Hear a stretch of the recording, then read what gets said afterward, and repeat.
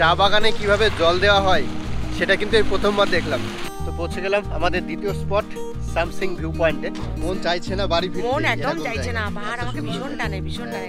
Hanging bridge, ঝুলন্ত bridge একটু দুলছে, কি দারুণ লাগছে জায়গাটা। এদিকে মূর্তি নদীর জল বয়ে চলেছে, সামনে রয়েছে ব্রিজ, দারুণ দারুণ একটা জায়গা। এরকম পাশ দিয়ে নদী, আর এই যে অ্যাপেল স্টোন, পুরো আপেলের মতো দেখতে, একটা বড় বিরাট আকৃতির একটা স্টোন। কত রকমের চকলেট এখানে বিক্রি হয়। ये 10 रुपया है। ये 10 रुपया है। हाँ, ওই পাঁচটা ভুটান আছে, এটা বর্ডার আছে, এটা জলঢাকা। জলঢাকা নদী। হ্যাঁ, পশ্চিমবঙ্গের লাস্ট গ্রাম, তারপরে ভুটান আছে। ভুটান আছে। গুড মর্নিং, আজকে 14ই মার্চ আর এখন সময় হচ্ছে সকাল 10টা। আজকে শুরু হচ্ছে ডুয়ার্সের দ্বিতীয় পর্ব। এখন বেরিয়ে পড়লাম লাটাগুড়ির ক্যাম্পিং ডে ডুয়ার্স এই হোমস্টে থেকে। এখানে গতকালকে এসে উঠেছিলাম, আগের ভিডিওতে আপনারা দেখেছেন। যদি আগের ভিডিও না দেখে থাকেন আমি আই বটনে এবং ডেসক্রিপশানে লিঙ্ক দিয়ে দিচ্ছি, দেখে নিতে পারেন। আগের ভিডিওতে এই হোমস্টেটা পুরো দেখিয়েছি। আজকে আপনাদের সঙ্গে শেয়ার করব ডুয়ার্সের 7 পয়েন্ট। ডুয়ার্সের 7 পয়েন্ট কিন্তু খুব জনপ্রিয় সাইট সিন। এই সাইট সিনে 7টা জায়গা দেখানো হয়। আমাদের গাড়ি অলরেডি চলে এসেছে, এই আমাদের গাড়ি রেডি।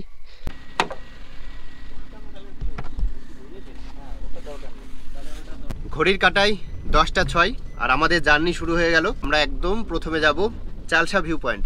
চালসা ভিউ পয়েন্ট থেকে শুরু হচ্ছে আজকের আমাদের এই সাইট সিন।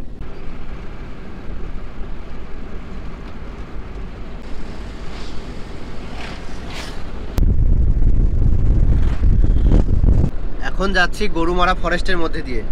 এখানে যেতে গিয়ে কিন্তু অনেক সময় জন্তু জানোয়ারের দেখা মেলে, হাতি টাতি পার হয় এই রাস্তা দিয়ে। তো ভাগ্যে থাকলে হয়তো চোখে পড়তে পারে। তো চোখ আছে রাস্তার দিকে এবং জঙ্গলের দিকে, যদি কিছু দেখা যায়। এসে পৌঁছালাম চালসা ভিউ পয়েন্ট, আমাদের আজকের first view point. Chalsa view point এই জায়গাটা কিন্তু বেশ উঁচু, আর যে কারণে এখান থেকে পুরো গরুমারা যে ফরেস্ট সেটাকে পুরোটা এখান থেকে দেখা যায়। আর এর নিচে রয়েছে চালসা স্টেশন, আর একটু দূরে রয়েছে মালবাজার। মানে পুরো এরিয়াটা এখান থেকে খুব সুন্দরভাবে দেখা যায়। দারুণ একটা জায়গা। এখান থেকে ভিউটা কেমন লাগে আমি ক্যামেরাতে একটু দেখানোর চেষ্টা করছি। পুরোটা হয়তো বোঝা যাবে না, তবু কিছুটা হলেও আপনারা বুঝতে পারবেন। এর নিচে রেল লাইন, এটা হচ্ছে চালসা স্টেশন, আর এখান দিয়ে রেল লাইনটা যাচ্ছে। আর দূরে পুরো এটা হচ্ছে গরুমারা ফরেস্ট। প্রথম ভিউ পয়েন্ট দেখা হলো চালসা ভিউ পয়েন্ট। এবার যাব নেক্সট ভিউ পয়েন্টের দিকে। যে চালসা ভিউ পয়েন্টের সামনে রয়েছে এরকম কিছু দোকান। তো এখান থেকে আপাতত নিয়ে নিলাম একটা জলের বোতল আর কিছু চকলেট, কারণ জলের বোতলটা সঙ্গে রাখতেই হবে। অনেকটা জার্নি হবে, সঙ্গে জলের বোতল তো অবশ্যই লাগবে। এবার এখান থেকে বেরিয়ে পড়ব নেক্সট ভিউ পয়েন্টের দিকে।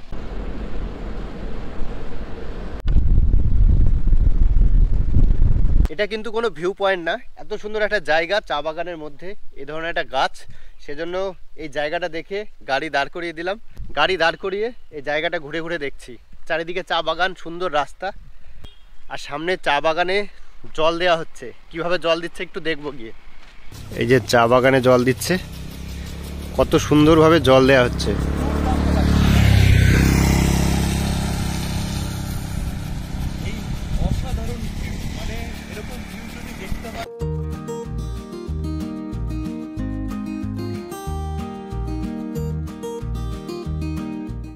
দারুণ সুন্দর কিন্তু একটা সিস্টেম দেখলাম। মানে চা বাগানে কিভাবে জল দেওয়া হয় সেটা কিন্তু এই প্রথমবার দেখলাম।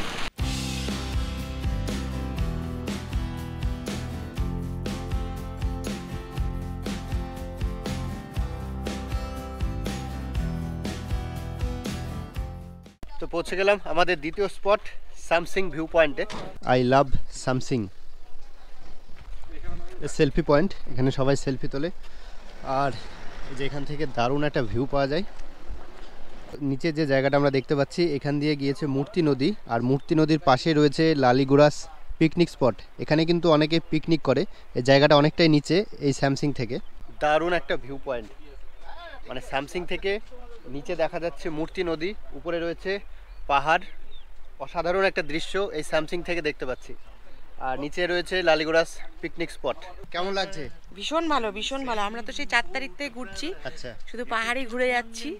মানে মিরিক দেখেছি, তারপরে দার্জিলিং দেখেছি, তারপরে গ্যাংটক ঘুরলাম, ওখান থেকে কালিম্পং গেলাম, ওখান থেকে এখানে লাটাগুড়ি আসলাম, এখান থেকে যাব ডুয়ার্স।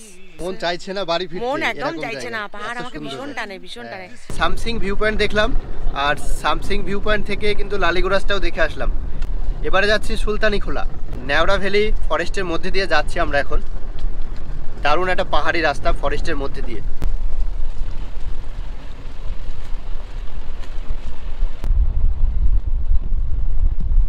এসে পৌঁছে গেলাম সুনতালে খোলা। এই জায়গা থেকে 3টে স্পট আছে, যে 3টে স্পট ঘুরে দেখা যায়। আর সেই 3টে স্পট দেখতে গেলে কিন্তু যে গাড়ি নিয়ে আসলাম আমরা, এই গাড়িতে যাওয়া যাবে না, এখানকার লোকাল গাড়ি নিতে হবে। আর সেই 3টে স্পট এখানকার লোকাল গাড়িতে ঘুরতে নেয় 1300 টাকা। লোকাল গাড়ি এখানে প্রচুর রয়েছে, এই গাড়িগুলো করে সাইড সিনগুলো এখানকার করা যায়। এখান থেকে যাওয়ার যে রাস্তাটা প্রচণ্ড খারাপ, এই রাস্তাটা এতটাই খারাপ আপনাদেরকে দেখাচ্ছি, দেখলে বুঝতে পারবেন। মানে স্থিরভাবে বসা যাচ্ছে না গাড়িতে।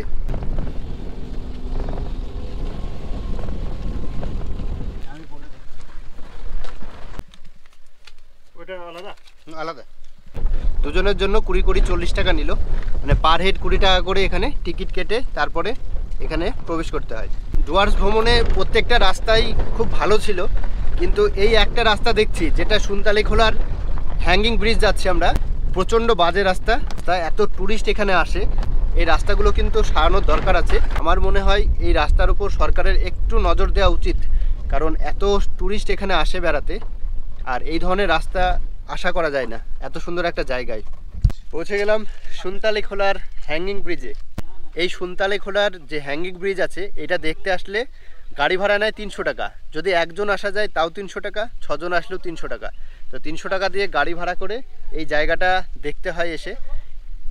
আর এই হ্যাঙ্গিং ব্রিজ ছাড়াও এখানে রয়েছে নেওড়া ড্যাম আর লাভার্স পয়েন্ট, আরও 2টো জায়গা রয়েছে। সেই 2টো জায়গার জন্য গাড়ি ভাড়া আবার 1000 টাকা। মানে টোটাল 3টে স্পট, 3টে স্পটের জন্য গাড়ি ভাড়া 1300 টাকা। আর চাইলে আপনারা শুধু এই একটা স্পট দেখতে পারেন 300 টাকা গাড়ি ভাড়া দিয়ে। তো চলুন এবার হ্যাঙ্গিং ব্রিজটা দেখে আসি। হ্যাঙ্গিং ব্রিজ, ঝুলন্ত ব্রিজ, একটু দুলছে। আর নিচে রয়েছে এরকম একটা ছোট্ট নদী, জল নেই একদম। তো জায়গাটা কিন্তু বেশ দারুণ, প্রকৃতির মাঝে এরকম একটা ঝুলন্ত ব্রিজ, দারুণ লাগছে হেঁটে আসতে।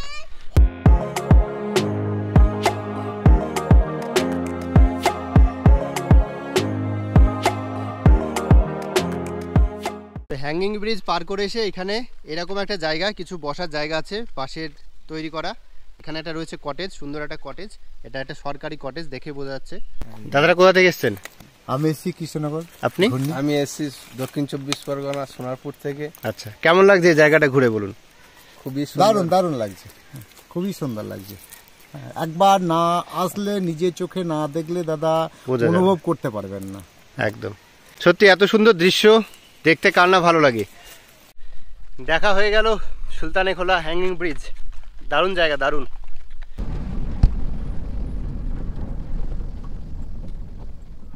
সুলতানি খোলার একটা পয়েন্ট দেখলাম, এখানে 3টে পয়েন্ট দেখা যায়। নেওড়া ড্যাম আছে, তাছাড়া লাভার্স পয়েন্ট আছে, সেগুলো আমরা দেখিনি। আমরা একটা পয়েন্ট দেখলাম, দেখে বেরিয়ে আসলাম সুনতালি খোলা থেকে। এবারে যাব রকি আইল্যান্ডে। এবারে আমরা এইদিকে বাঁ দিকে ঢুকে যাব রকি আইল্যান্ডের দিকে। এখানে মেন রাস্তাগুলো তো ভালোই আছে, কিন্তু মেন রাস্তা থেকে যখন কোনো পয়েন্টের দিকে ঢুকছি, সে লোকাল রাস্তাগুলো কিন্তু একটু খারাপ। তো এবারে দেখবো রকি আইল্যান্ড।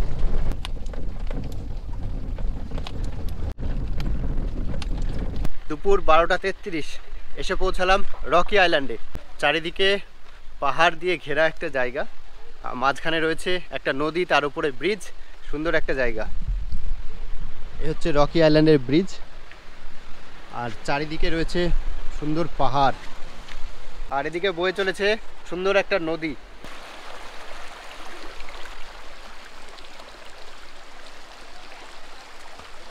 ও কি দারুণ লাগছে জায়গাটা। এদিকে মূর্তি নদীর জল বয়ে চলেছে, সামনে রয়েছে ব্রিজ, দারুণ দারুণ একটা জায়গা। আর এই রকি আইল্যান্ডের যেদিকেই তাকানো যাবে সেদিকে পাহাড়, মানে পুরো পাহাড় দিয়ে ঘেরা পুরো জায়গাটা। আর আমি দাঁড়িয়ে আছি এই পাহাড়ের মাঝে যে নদী তার মধ্যে দাঁড়িয়ে আছি। দারুণ লাগছে, দারুণ। এই জলে কিন্তু নামতে হবে, না হলে ঠিক মজাটা পাচ্ছি না। দারুণ ঠান্ডা জল, মানে বেশ ঠান্ডা কিন্তু জলটা। আর নিচে একদম স্বচ্ছ পরিষ্কার, যে মাছগুলো ঘুরছে সব দেখা যাচ্ছে পরিষ্কার। দারুণ দারুণ জায়গাটা, আমার তো খুব ভালো লাগলো। আপনারা আসলেও অবশ্যই এই রকি আইল্যান্ডে একটু আনন্দ করবেন। রকি আইল্যান্ড দেখা হলো, দারুণ লাগলো। এবারে যাচ্ছি ঝালংয়ের দিকে।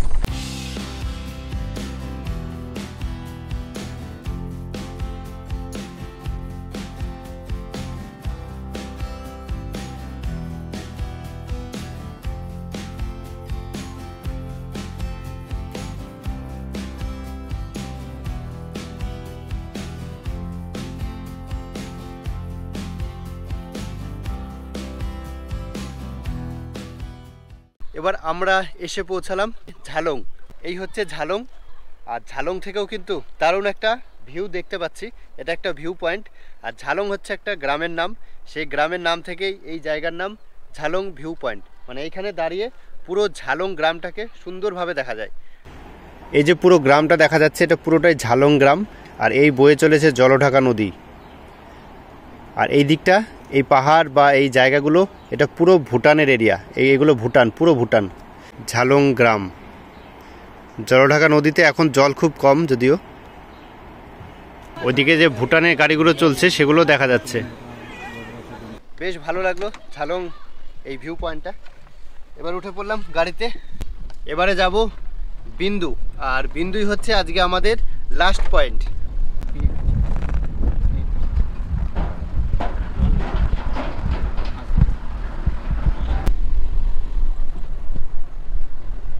ঘড়ির কাঁটায় এখন সময় হলো দুপুর 3টে। আর লাঞ্চ করতে হবে, অনেকটা দেরি হয়ে গেল লাঞ্চ করতে। এখানে রয়েছে হোটেল অ্যাপেল স্টোন, তো এখানে এখন লাঞ্চটা করব। এই জায়গাটার নাম হচ্ছে অ্যাপেল স্টোন। তো এই হোটেলে এখন খাওয়া দাওয়াটা করব। কি কি খাবার পাওয়া যাবে এখন? এখন মাছ আছে, ডিম, চিকেন আর ভেজ। একদম বাঙালি খাবার, একদম বাঙালি খাবার 100%। প্লেট কত? ভেজ থালি হচ্ছে 120, মাছ আর চিকেন হচ্ছে 180 করে, আর ডিম হচ্ছে 150 টাকা করে। এই অ্যাপেল স্টোনে কিন্তু পুরো বাঙালি খাবার পাওয়া যায়। আর দাদা বললেন যে কোন খাবারের কত দাম। তো আমরা এখন এখানে খাওয়া দাওয়া করবো। জেঠুদের সঙ্গে দেখা হয়েছিল স্যামসিংয়ে। এখানে খাওয়া দাওয়া কেমন? খুব সুন্দর, খুব সুন্দর, beautiful, less price but better খানা। আমরা দেখো বাঙালি, আমরা খাদ্য রসিক। আমরা যেখানে যাবো আলু পোস্ত, ডাল, বাঙালি খাবার চাই। বাঙালি খাবার চাই আমাদের। এরকম পাশ দিয়ে নদী, আর এই যে অ্যাপেল স্টোন একদম পাশেই রয়েছে। এই অ্যাপেল স্টোনটা পুরো আপেলের মতো দেখতে, একটা বড় বিরাট আকৃতির একটা স্টোন।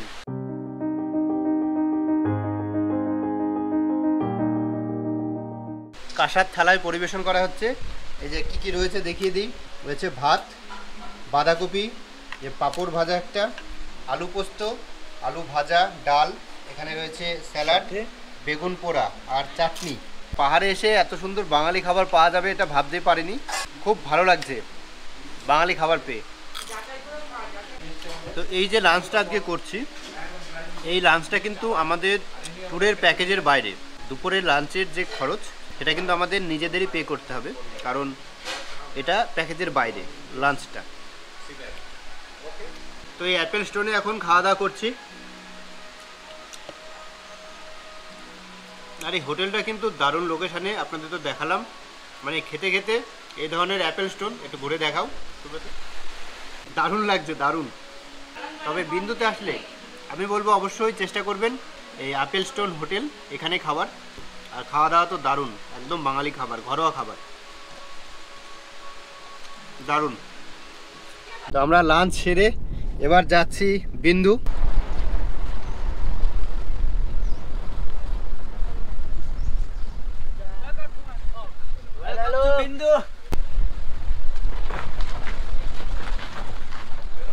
পৌঁছে গেলাম বিন্দুতে। তো এই হচ্ছে বিন্দু, আর এটাই হচ্ছে বর্ডার। ওই পারটা ভুটান, এই পারটা ইন্ডিয়া।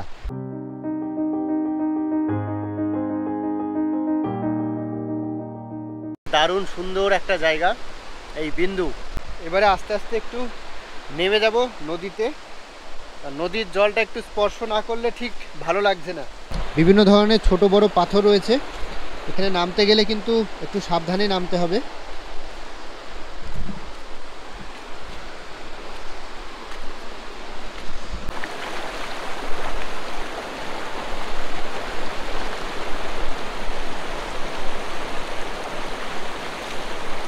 এইখানে বসে পড়লাম, মানে এত সুন্দর দৃশ্য, চারিদিকে পাহাড়, নদী বয়ে চলেছে, বড় বড় পাথর। তো এই দৃশ্য দেখে মনে হচ্ছে এখানে বসেই থাকি, ইচ্ছে হচ্ছে না এখান থেকে উঠে যাই। মানে এত সুন্দর জায়গা, এখানে না আসলে বোঝা যাবে না। আর এই জল একদম স্বচ্ছ পরিষ্কার জল, ঠান্ডা আছে বেশ। তো এখানেই বসে আছি, মনে হচ্ছে ঘন্টার পর ঘন্টা বসেই থাকি, এত সুন্দর জায়গা। তো মানুষ কেন আসবে পাহাড়ে? এইসব দৃশ্য দেখতে তো আসবে। এর উপর দিয়ে ওই অত দূর যাব, কত বড় বড় পাথর, এই পাথর দিয়ে আস্তে আস্তে যেতে হবে অত দূর। আর এই পাথরগুলো কিন্তু খুব স্লিপার হয়, একটু সাবধানে যেতে হবে। এই যে চলে এসেছি, এরকম নদী বয়ে যাচ্ছে, এদিকে রয়েছে ভুটানের পাহাড়, ওইদিকে ব্যারেজ, আর এদিকটা রয়েছে কিছু দোকানপাট। তো আপাতত এই জায়গাটা একটু দেখি, দারুণ লাগছে। তো এখানে আসলে কিন্তু আপনারা এই জিনিসগুলো দেখতে পাবেন, এই বিন্দুতে আসলে ভুটানের পাহাড়, ব্যারেজ, আর অবশ্যই কিন্তু চকলেট। বিন্দুতে আসলে কিন্তু চকলেট মিস করা যাবে না। এই ডুয়ার্সের 7 পয়েন্টে কত সুন্দর সুন্দর জায়গা রয়েছে। তো যাই হোক, একটা দিন সময় দিলেই কিন্তু ডুয়ার্সের এই 7 পয়েন্ট ঘুরে দেখা সম্ভব। খুব সুন্দর লাগলো জায়গাটা। কত রকমের চকলেট এখানে বিক্রি হয়। प्राइस कितना है दीदी? 2 रुपया, 3 रुपया, 5 रुपया, 10 रुपया भी है। ये 10 रुपया है। ये 10 रुपया है। हाँ।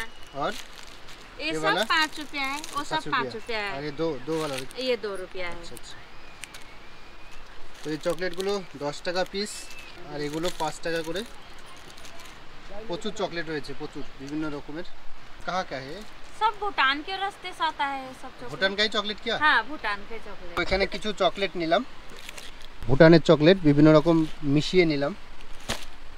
70 रुपया। 70 ঠিক আছে। তো এই নিলাম 70 টাকার চকলেট নিলাম এখান থেকে। এখানে প্রচুর দোকান রয়েছে পরপর, বিভিন্ন রকম জিনিস পাওয়া যায়, চকলেট ব্যাগ থেকে শুরু করে সব কিছু। এই বিন্দুর আশেপাশে যে দোকানগুলো রয়েছে এখানে ম্যাক্সিমামই ভুটানের জিনিসপত্র বিক্রি হয়। যে চকলেটগুলো নিলাম সেগুলো ভুটানের, তাছাড়া এখানে ব্যাগ থেকে শুরু করে বিভিন্ন ধরনের জিনিসপত্র আছে যেগুলো ভুটানের। একটু সস্তাতেই পাওয়া যায় এখানে, কারণ একদম পাশেই ভুটান। তো আপনারা বিন্দুতে আসলে ভুটানের জিনিসপত্র কিন্তু এখান থেকে কিনতে পারেন। এই ধরনের প্যান্ট, গেঞ্জি, এই ধরনের ব্যাগ, মেড ইন ভুটান। এটা 250 টাকা দাম, মেড ইন ভুটান লেখাই রয়েছে। এগুলো কি ভুটানের? ভুটানের না, এগুলো 100 রুপিস, 100 রুপিস, 100 রুপিস, সব 100। ব্যাগ রয়েছে, ফোল্ডিং ব্যাগ, এগুলো কিন্তু ভুটানের আইটেম। এই ব্যাগগুলো কত করে দাম? 50 টাকা। 50 টাকা। বড় ব্যাগগুলো? হ্যাঁ, বড়। প্রচুর আইটেম কিন্তু এখানে বিক্রি হচ্ছে, ভুটানের ব্যাগ থেকে শুরু করে জামা কাপড়, বিভিন্ন রকম জিনিস। এখানেও যে প্রচুর চকলেট আছে এই দিদির দোকানে।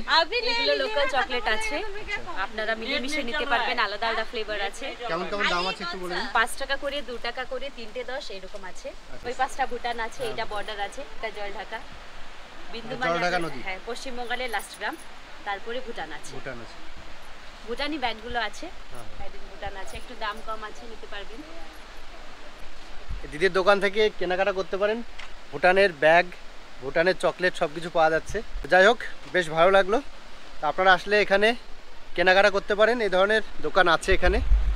তো বিন্দু এই জায়গা দেখা হলো, এবার গাড়িতে উঠছি, চলে যাব সোজা লাটাগুড়ি। এখন সময় হলো রাত্রি 10:50। ডিনার করে এইমাত্র রুমে চলে আসলাম। আজকে ডুয়ার্স ভ্রমণে দ্বিতীয় পর্বে 7 পয়েন্ট দেখলাম। দারুণ সুন্দর সুন্দর জায়গা ছিল আজকের এই 7 পয়েন্টে। ভিডিওটা আশা করি আপনাদেরও খুব ভালো লেগেছে। ভালো লাগলে অবশ্যই একটা লাইক করবেন, চ্যানেলটি অবশ্যই সাবস্ক্রাইব করবেন। সবাই ভালো থাকবেন, সুস্থ থাকবেন। আজকের মতো ভিডিওটা এখানে শেষ করছি। টাটা।